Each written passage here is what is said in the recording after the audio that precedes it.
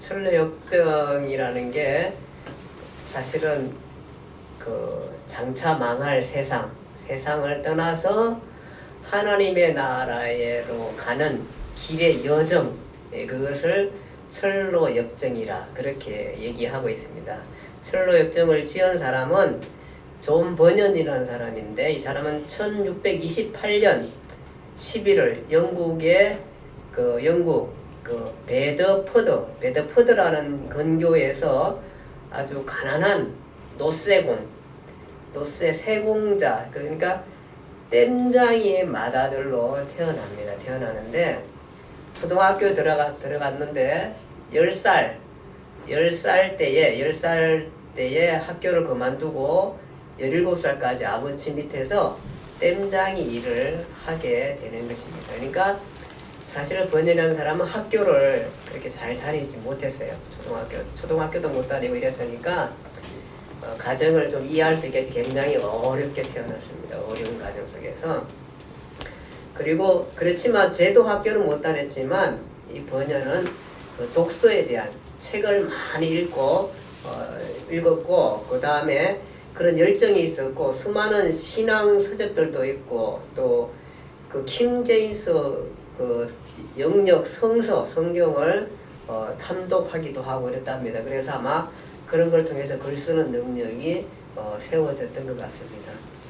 늘 초등학교 아이들도 막 공부 가르치고 막 애들 가해시키고 막 엄청 일해 하지만, 사실 내 생각은 초등학교 때는 그냥 책만 많이 읽히면 좋겠어요. 도서관에 데려가가지고 책만 많이 읽으면은 그걸로 공부 끝인 것 같아요. 그렇게만 하면은. 근데 그렇지를 못하는 게 너무 아쉬워요. 사실은. 요즘은 거의 아이들 책 안 읽습니다. 사실은 우리도 매로지만 책 읽는 애들 거의 못 봐요. 얼마 전에 어떤 기자가 전철 안에서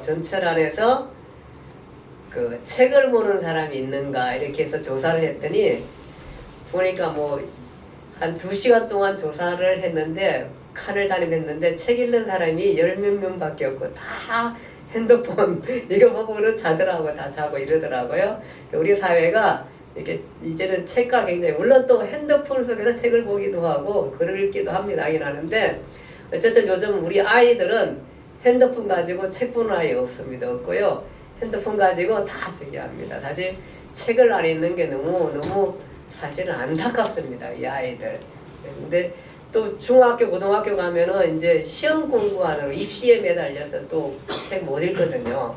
그러니까 초등학교, 중학교 때 원래 책을 많이 읽어야 하는데 그게 안 되는 게 늘 아쉽습니다. 그러니까 존 버년은 사실은, 그러니까 거의 공부가 안 됐지만 나름대로 혼자서 아주 독서를 열심히 했던 그런 사람입니다.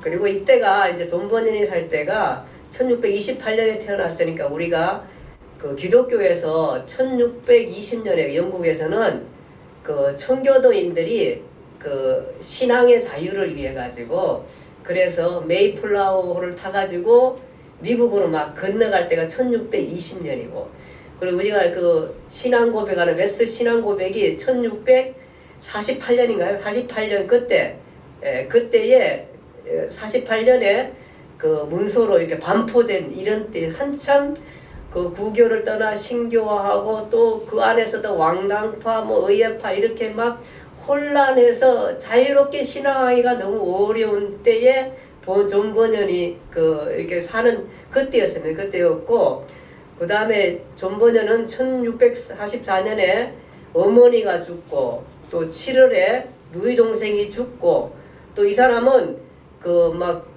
왕당파와 의회파의 싸움 가운데 의회파 대표로 나가지고 가서 전쟁에 나가기도 했고, 전쟁 가운데 또 자기가 보초를 서야 되는데, 얘가 무슨 일이 있어가지고 보초를 못 쓴 다른 사람 자기 대신 보초를 서러 갔는데, 그 보초던 친구가 죽었어요.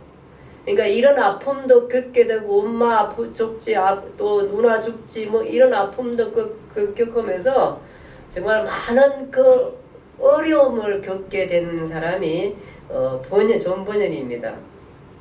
그리고 이제 군대 생활 마치고 돌아와서 그 이제 결혼을 하게 되는데, 마리아라는 여성과 결혼하면 1649년인데, 근데 이 여인도 굉장히 가난한 여인, 가져와 뭐 이렇게 시집 오면서 뭐 이렇게 그릇이나 이런 것들을 제대로 준비하지 못하고 온 아주 가난한 여인과 결혼을 하게 됩니다. 그러니까 자기도 가난한데 부인도 다 가난하고, 그러니까 이 여인이 근데 신앙심이 깊었어요. 그래서 가져온 책을 2권 가져왔는데, 그 책이 아주 그 유명한 평범한 사람이 하늘에 이르는 좁은 길, 뭐 이런 제목이고, 그 다음에 경건훈련, 이런 제목의 책을 가지고 온 거 보니까 아주 신앙심이 깊은 여인이었어요.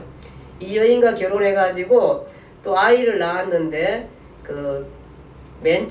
첫 딸을 낳았는데, 그 첫 딸이 그 시각장애 아이를 낳게 되고, 그리고 이제 아이들, 그 뒤에 아이들도 더 낳고 하는데, 어쨌든 간에 그 굉장히 그 어려움인데다가 또 장애 아이 낳죠. 막 이러니까 여러분 굉장히 많이 너무너무 힘든, 나름대로, 물론 당시 시대적 상황도 많이 힘든데 아주 어렵고 힘들고 고난이 많은 그런 삶을 살아가게 됩니다. 그리고 결혼한 지 10년 만에 또 아내가 죽게 됩니다. 죽게 되고, 이런 것이 아주 힘들고 어려운 생활을 사는데, 그렇지만 이럴 때에 오히려 이 사람은 영적인 예민함과 영적인 감수성을 갖고 살아갑니다. 그렇지만 늘 고민을 갖고 살죠.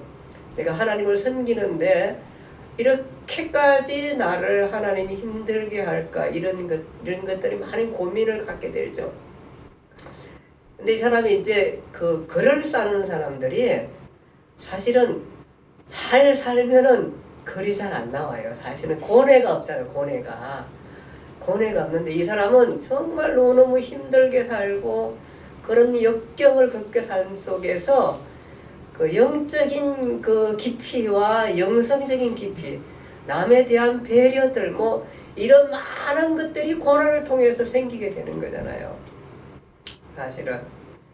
그러니까 저도 제가 봤었을 때에 제가 막내지 않습니까? 집에서 얼마나 귀엽게 자랐을까요? 얼마나 귀엽게. 예, 정말 온갖 교만과 자존심은 강해가지고 이런 것들로 내 전체를 다 둘러쓰고 살았었는데, 제가 우리 부모님 돌아가시고 그리고 나서 이제 혼자 생활하고 혼자 공부하고 뭐 혼자 하다 보니까 많은 것들은 못했지만, 그런 게 얻은 게 하나가, 그래도 좀 더 이해하고 싶어하는 마음들, 이런 것들을 그때 얻은 것 같아요. 그러니까 이 번연이라는 사람이 정말 힘들고, 그래서 그 학자들의 연구에 따르면 존 번연은 6-7년 이상 동안 만성 우울증을 겪었다고 하고요. 폐병도 앓았고, 딸이 시각장애니까 딸 문제 때문에 고민도 많이 했고, 이런 많은 갈등들을 했던 것이 철로 역정에는 위대한 책을 담는 데에 큰 역할을 했다. 그렇게 얘기하고 있는 것입니다. 근데 이 사람이 이런 많은 고민과 힘든 생활을 겪는 동안에 그래도 그의 생애에 아주 인상적인 한 만남을 갖는데, 그 사람이 누구냐 하면은 존 기포도 목사님입니다. 존 기포도 목사님.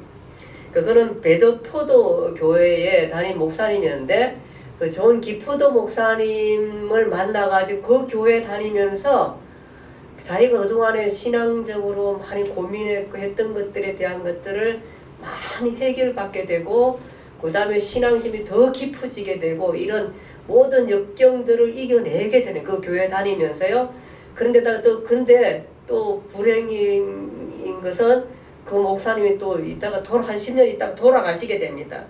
돌아가시게 되는데, 돌아가신 후에 이 사람은 목사도 아닌데, 당시 침례교거든요. 침례교회 목사도 아닌데, 거기에서 워낙 신앙생활 열심히 하니까 마치 평신도가 목사처럼 사는 거예요. 이 사람은요. 신앙 열심히 하다 보니까 그 목사님 돌아가시고 난 다음에 성도들이 당신이 우리한테 그냥 설교해주면 좋겠다 그래가지고 이 사람이 설교를 해요. 목사도 아니에요. 설교하면서 영적으로 많은 영향력을 미치게 되는 것입니다. 이렇게 하기도 하고요. 그리고 그의 부인이 1658년에 죽게 되고 또 1601년 있다가 엘리자베스라는 여성과 다시 재혼하게 되기도 합니다. 이런 가운데 있다가 또 자기가 이제 원래 침례교 당시에 찰스 2세가 국교회 외에는 다른 사람들은 설교하거나 예배 모임을 갖지 못하고 막 핍박을 하게 되는데 이 사람은 침례교회의 교인이었거든요. 그러다 보니까 그 말씀을 전하지 말라고 했는데도 말씀을 전하다가 감옥에 들어가고 또 다시 풀려났다가 이제 하지 말라고 다짐을 바꿨는데 또 나와가지고 또 하다가 12년 동안 감옥살이를 하게 됩니다. 이 12년 동안 감옥살이 하면서 그러면서 이 철로역정이라는 책을 쓰게 되는 것입니다. 이렇게 해가지고 철로역정이 나오게 되는 것입니다. 철로역정은 1부하고 2부로 나누어져 있습니다. 우리가 지난번에 영화로 본 거는 1부 내용입니다. 1부 내용. 1부의 내용이고요. 1부 내용을 하게 되고 2부로 나누어서 그렇게 출판을 하게 됩니다. 그리고 이 두 개를 앞서고 1688년 존 버전은 어느 날 자기 가정 목회하는 가정의 성도 가정이 불화로 싸운다는 연락을 받고 신방을 갑니다. 신방을 가는데 그때 가다가 돌아오는 길에 막 엄청난 폭우를 만나게 됩니다. 폭우를 만나가지고 너무너무 힘들고 그래 병이 걸리게 돼. 병이 들렸다가 폭우 만나가지고 친구 집에 가가지고 거기에서 쉬고 있는 동안에 폭우로 인하여서 열병에 걸려가지고 죽게 되는 것입니다. 죽게 될 때 죽으면 사는 말이 주님 나를 받아주셔서 내가 이제 당신께로 나아갑니다. 이렇게 하고 죽었습니다.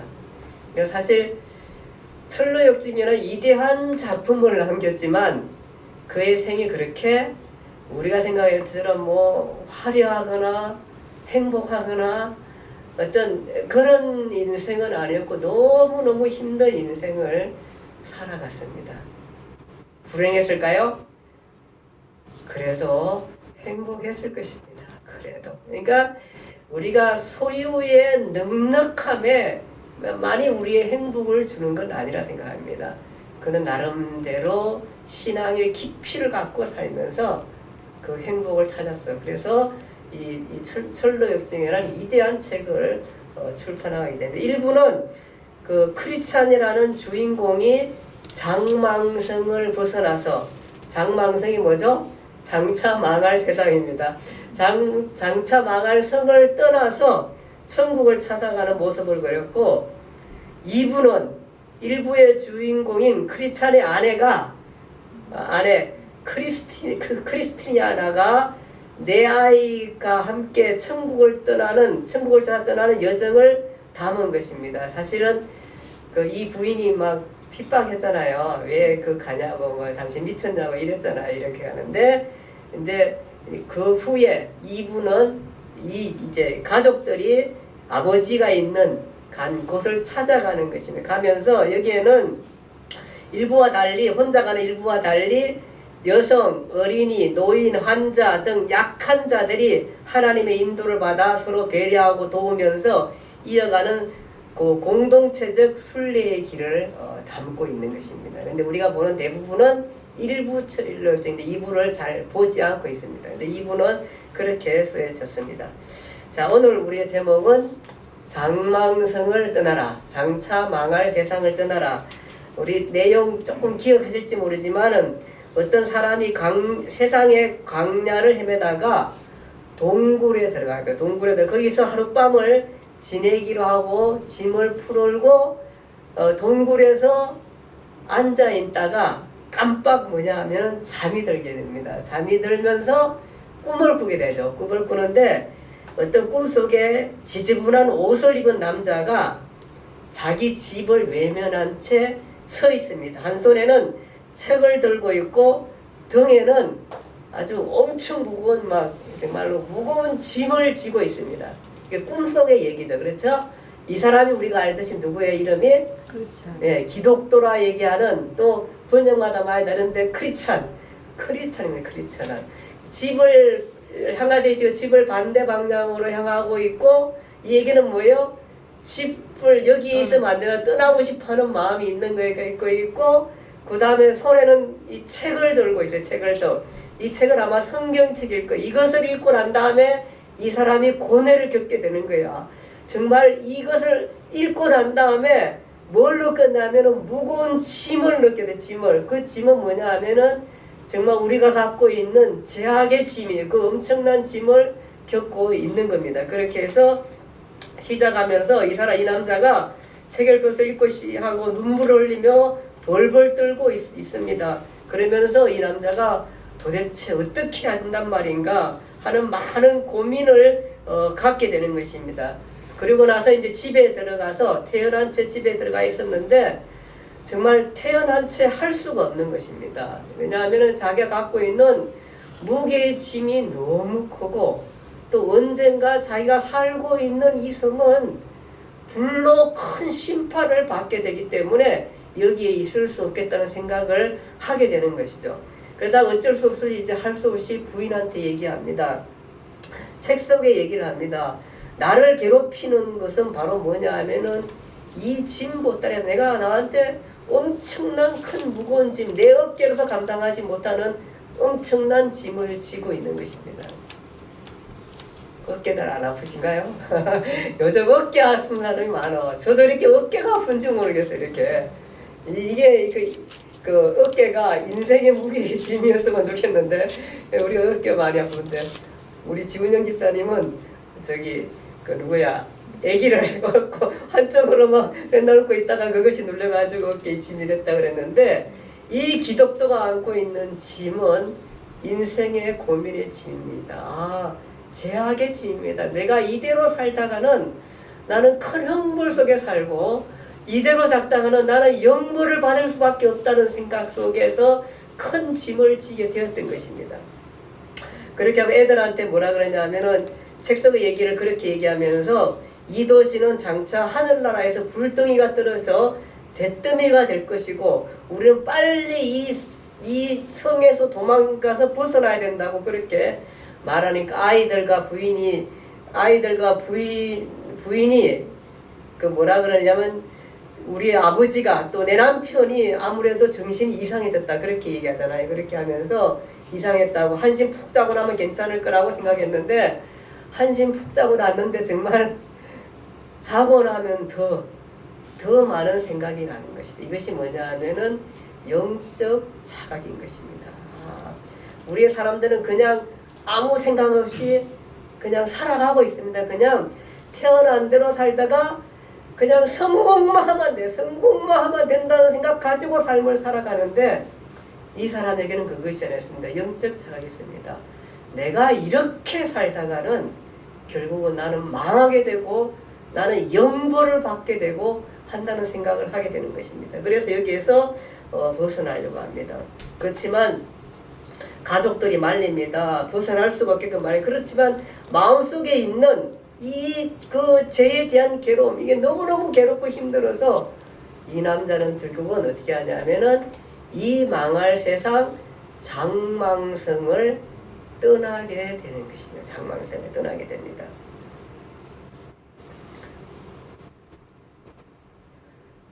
그 멸망의 성, 장망성은 어디인가? 성경은 그 장망성에 대해서 사실은 멸망의 성이거든요. 멸망의 망하는 성에 대한 예표적인 성들의 표시들을 해놓으셨습니다. 그것이 뭐냐 하면은 우리가 알듯이 소돔과 고모라 성 아시죠?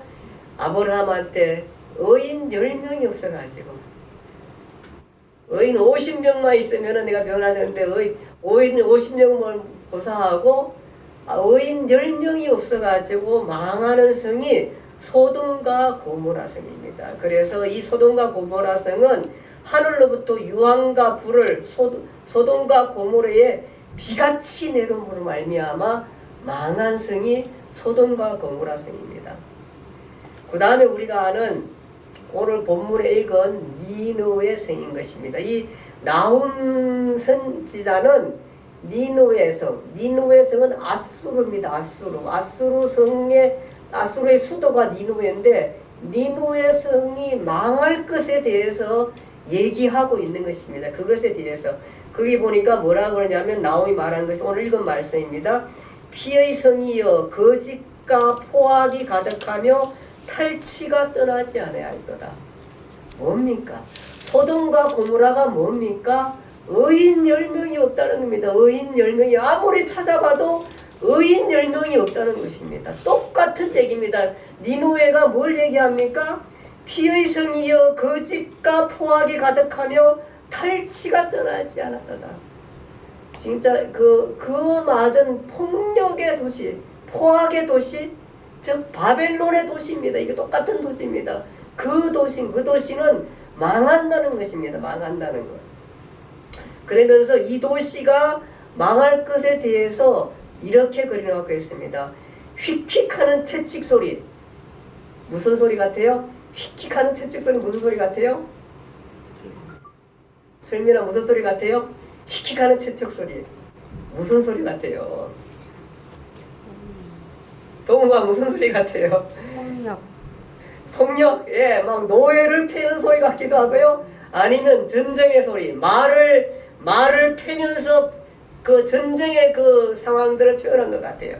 채찍 소리, 위닝하는 병거, 바퀴 소리, 뛰는 말, 달리는 병거, 3대로 보면 충돌하는 기병, 번쩍이는 칼, 번개 같은 창, 죽임당한 자의 때, 죽음의 큰 무더기, 무수한 시체여 사람이 그 시체에 걸려 넘어졌다. 얼마나 많은 사람들이 죽어 있는지 사람이 시체에 걸려서 넘어질 만큼 이런 성이 되는 것이 뭐냐 하면은 니느웨 성이라면 니느웨 성.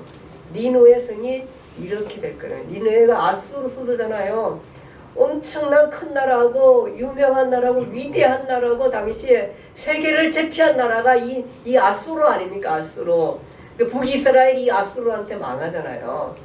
이 엄청난 큰 성이 망할 거에서 이렇게 됩니다. 그러면서 4절에 보면 마술의 능숙한 미모의 음녀가 많은 음행을 행함이라 그가 그의 음행으로 여러 나라를 미혹하고 그의 마술로 여러 족속을 미혹하는도다.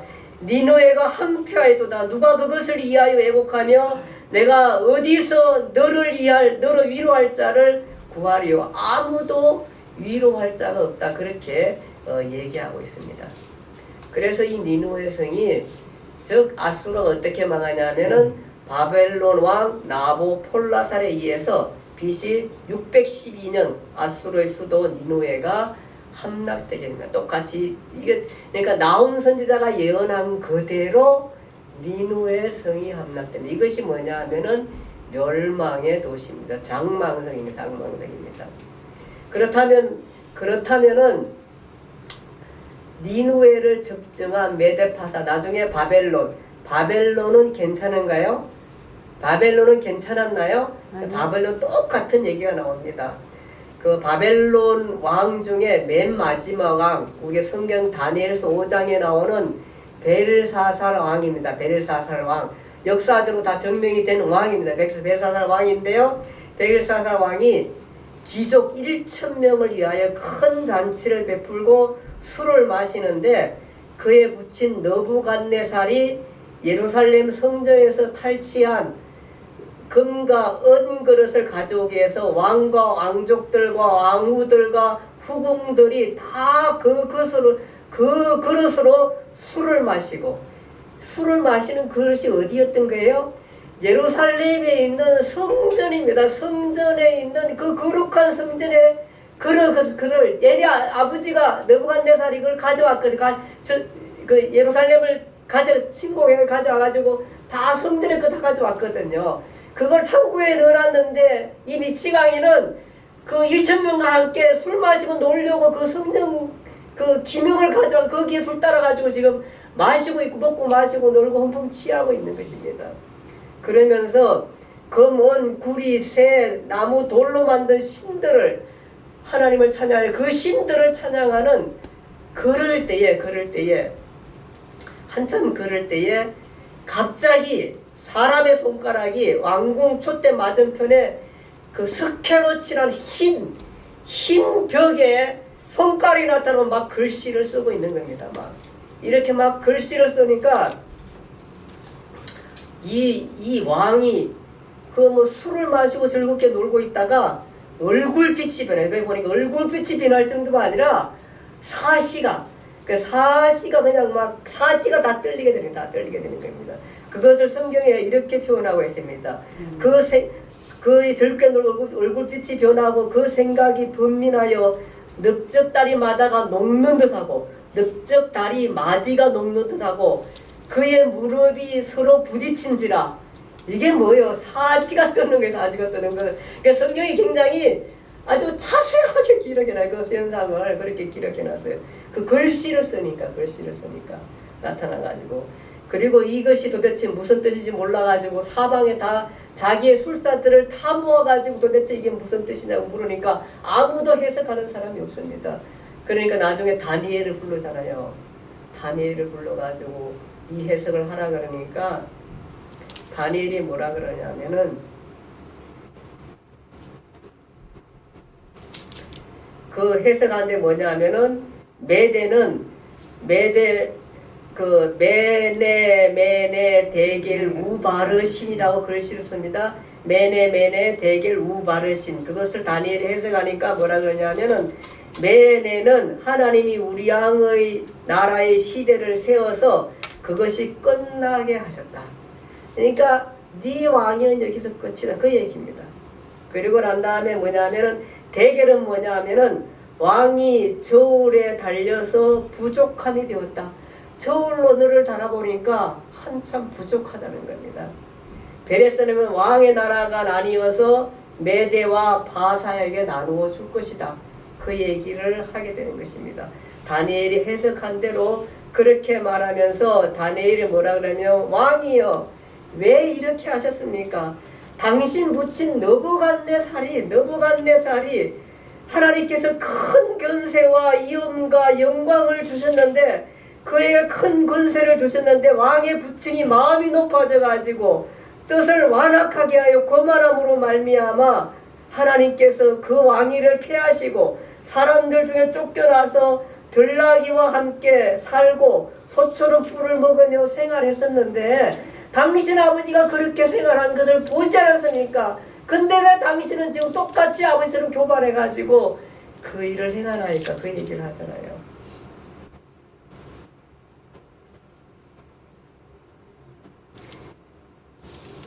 그것을 아는 당신이 교만하여 자신을 하늘의 주제에게 높이며 그의 성전 그릇을 왕 앞으로 가져와서 왕과 귀족들과 왕후들과 후궁들이 다 그것으로 술을 마시며 또 아무도 보지도 듣지도 알지도 못하는 금은 구리 새 나무 돌로 만든 신상을 찬양하며 도리어 왕의 호흡을 주장하고 왕의 모든 길을 작정하시는 하나님께 영광을 돌리지 아니하기 때문에 그렇게 말합니다. 당신의 호흡을 주장하고 왕의 모든 길을 작정하시는 왜 그 하나님을 찬양하지 아니하고 이상한 것을 찬양하며 그렇게 했냐고 나무라하게 되는 것입니다. 이런 나라들이 성경에서 나타나면서 없어지고 나타나면서 없어지는 것이 앞으로 우리에게 준 장망성이라는 것입니다. 바로 그때 어느 순간 바로 지금 이 크리스찬이 고뇌했던 바로 그 성이 바로 소돔과 고모라 성이요 니느웨 성이요 바벨론 성이라는 것입니다. 이 성들이 그렇게 망하게 된다는 것입니다. 그러니까 노아의 때처럼 사람들이 먹고 마시고 장가하고 시집가고 했을 때에 홍수가 나서 다 멸하기까지 그들이 깨닫지 못했다 그랬습니다. 마태복음 24장에 보니까요. 누가복음 21장에는 방탕함과 술취함과 생활의 염려로 마음이 둔하여지고 뜻밖의 그날이 득과 같이 너희에게 이 말이라 말했고 계시록 18장 7절에 10절에는 바벨론의 멸망 그와 함께 음행하고 사치하던 땅의 왕들이 그가 불타는 연기를 보고 울고 가슴을 치며 그의 고통을 무서워하며 멀리 서서 이르되 화이또다 큰 성 견고한 성 바벨론이여. 14절에 바벨론아 내 영혼이 탐하던 과일이 내게서 떠났으며 맛있는 것들과 빛난 것들이 다 없어진. 무슨 얘기냐면은 바벨론이 너무나 큰 도시라서 이 왕과 권력을 가진 사람들에게는 무수한 먹을 것들과 놀 것들과 환락과 무엇은 모든 것들이 다 주었던 성이 이 바벨론 성입니다. 근데 너희가 먹어야 할 과일들이 어디 있냐 묻습니다. 16절에 화이또다 큰 성이여 세마포옷과 자주옷과 붉은 옷을 입고 금과 보석과 진주로 꾸민 것인데 그러한 부가 한 시간에 망하였다 이렇게 말하고 있습니다.